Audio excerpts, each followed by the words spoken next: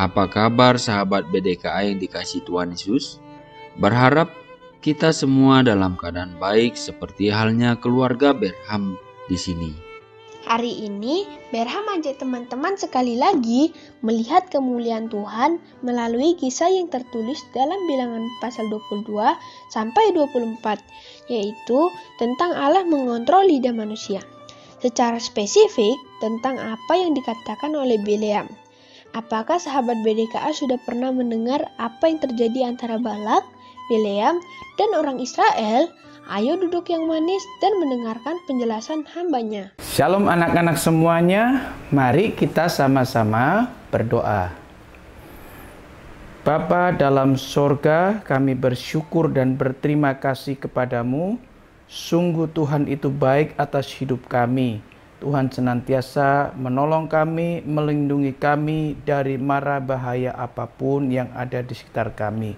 Tuhan, sebentar kami akan merenungkan kebenaran firman-Mu, tolonglah kami, supaya dengan pertolongan Tuhan, firman itu boleh menguatkan iman kami. Terima kasih, dalam nama Tuhan Yesus kami berdoa. Amin. Anak-anak sekalian, ketika Balak, raja orang Moab, sedang menanti-nantikan utusannya yang kedua untuk menjemput Bileam, dia mengharap dengan penuh cemas karena orang Israel yang begitu banyak sedang berkemah di sekitar Moab.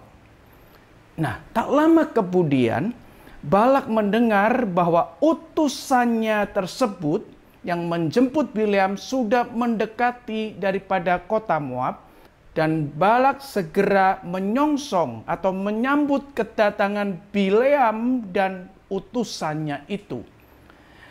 Balak sangat mengharapkan Bileam karena dari Bileam diharapkan bahwa peperangan nantinya akan dimenangkan oleh orang-orang Moab atas bantuan Bileam dengan cara mengutuk orang Israel.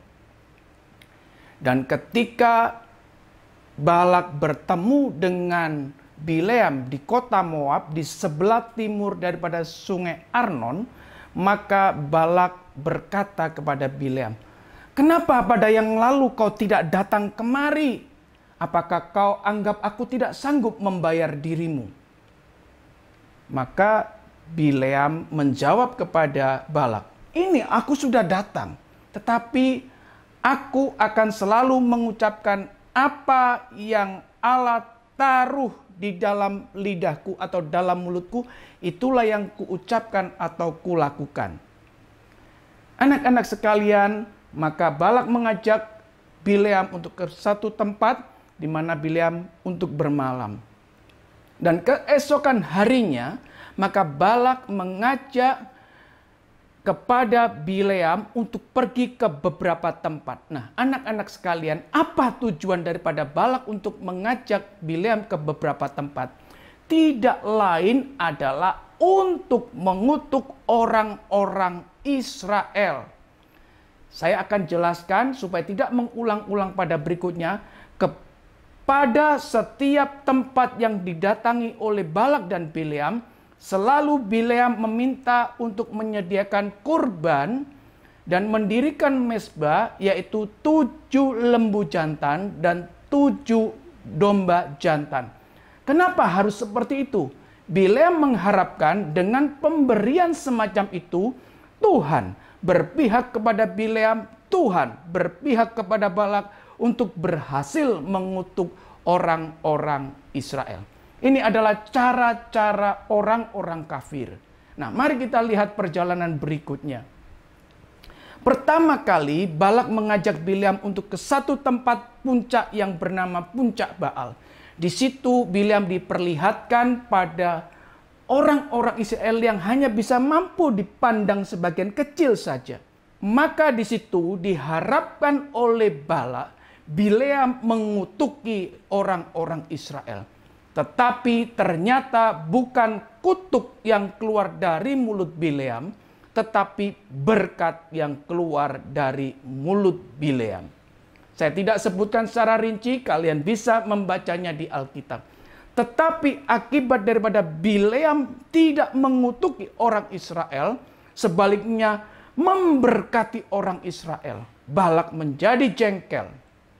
Dan Balak berkata kepada Bileam, "Bileam, aku memanggil engkau ke sini bukan untuk memberkati orang-orang Israel, tetapi engkau harus mengutuk orang-orang Israel." Tetapi Bileam juga menjawab, "Seperti yang aku katakan, aku akan mengatakan apa yang aku dengar dari firman Tuhan. Itulah yang harus kuucapkan dan kulakukan." Balak tidak berputus asa dengan jawaban Bileam. Maka Balak segera mengajak Bileam ke satu tempat yang lain, yaitu tempat pengintaian yang disebut sebagai puncak Pisga. Di situ Bileam diperlihatkan lebih banyak lagi dengan orang-orang Israel yang sedang berkemah, dengan harapan bahwa Bileam segera mengutuki orang-orang Israel. Tetapi dari mulut Bileam justru bukan kutukan yang keluar untuk orang Israel. Kembali dari mulut Bileam keluar kalimat berkat untuk orang-orang Israel. Dalam hal ini Balak kembali menjadi jengkel, menjadi marah. Dan Balak berkata kepada Bileam, "Bileam, kalau kau tidak mau mengutuki orang-orang Israel, tetapi engkau jangan juga memberkati orang-orang Israel." Bileam kembali menjawab kepada Balak, "Seperti yang aku ucapkan, aku tidak akan mengucapkan seperti yang aku inginkan, tapi aku akan mengucapkan seperti yang Tuhan taruhkan perkataannya kepada mulutku." Aduh, ternyata Balak gagal lagi untuk mendapatkan kemenangan melalui pengutukan Bileam. Dan saat ini Balak kembali tidak berputus asa mengajak Bileam untuk pergi ke satu tempat dengan satu harapan. Kali ini Bileam bakal mengutuki orang Israel. Maka di situ Balak mengajak Bileam ke satu tempat yang bernama Bukit Peor. Nah, dari sini Bileam semakin bisa melihat lebih jelas lagi dan lebih dekat suku demi suku daripada orang-orang Israel. Inilah yang diharapkan oleh Balak ketika melihat begitu banyak. Secepatnya kalau bisa Bileam segera mengutuki orang-orang Israel. Tetapi ketika Bileam ini adalah satu yang indah yang Tuhan sediakan untuk memberkati orang Israel, maka Bileam tidak lagi membuang-buang waktu untuk bertanya kepada Tuhan, tetapi segera Bileam menghadapkan wajahnya ini ke padang gurun di mana orang-orang Israel sedang berkemah. Dan disitulah Bileam mengucapkan kembali kalimat-kalimat berkat untuk orang Israel.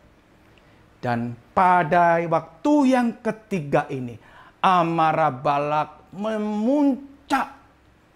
Dan dengan perkataannya yang tajam, Balak mengusir Bileam untuk pulang ke negerinya. Anak-anak sekalian, melalui cerita ini, kita bisa tahu bahwa sekalipun orang merancangkan kejahatan atas umat Tuhan, tetapi Tuhan yang memiliki umat itu, Tuhan pula yang menjaga dan memberkatinya. Kalau ada orang yang ingin mengutuk umat Allah, Tuhan rubah kutukan itu menjadi berkat untuk umatnya. Di sini juga Tuhan ingin menunjukkan kepada begitu banyak bangsa yang saat itu diwakili oleh bangsa Amon dan bangsa Midian. Supaya semua bangsa boleh tahu bahwa Tuhan sedang merencanakan hal yang indah kepada umatnya di dalam anugerahnya. Demikian juga kau dan aku, anak-anak, tak perlu kau takut, tak perlu kau khawatir ada orang yang akan merancangkan kejahatan atas hidupmu. Karena Tuhanlah yang menjagamu dan menjagaku. Tuhanlah yang memberkatimu dan memberkatiku. Anak-anak, percayalah, di dalam Yesus Kristus segala kutukan itu telah dihancurkan. Yang ada hanyalah berkat daripada Tuhan. Amin. Mari kita berdoa. Bapa dalam sorga, kami bersyukur dan berterima kasih kalau Tuhan senantiasa menolong kami dan menjaga kami. Bahkan kami berterima kasih, sekalipun ada banyak orang mungkin yang merancangkan kejahatan atas hidup kami, merancangkan kutukan atas hidup kami. Tapi Tuhan menjaga kami, memberkati kami. Setiap kutukan itu di dalam Kristus telah menjadi berkat bagi kami. Terima kasih Tuhan untuk semuanya. Dalam nama Tuhan Yesus kami berdoa. Amin. Apa yang teman-teman pikirkan setelah mendengarkan bagaimana Balak melalui kuasa dan kekayaannya berusaha mempengaruhi Bileam untuk mengutuki Israel? Sahabat BDKA harus paham bahwa Allah yang sejati tidak bisa disogok. Yes, Papa. Berham suka lihat orang beragama berusaha memberi banyak persembahan supaya Allahnya tidak marah. Tapi Allah kita adalah Allah yang penuh anugerah dalam kebenarannya. Dia tidak bisa disuap, menakjubkan, melampaui akal kita. Itu baru Allah sejati. Besok tolong dibaca dulu dari Bilangan pasal 24 ayat 14 sampai 25. Bye.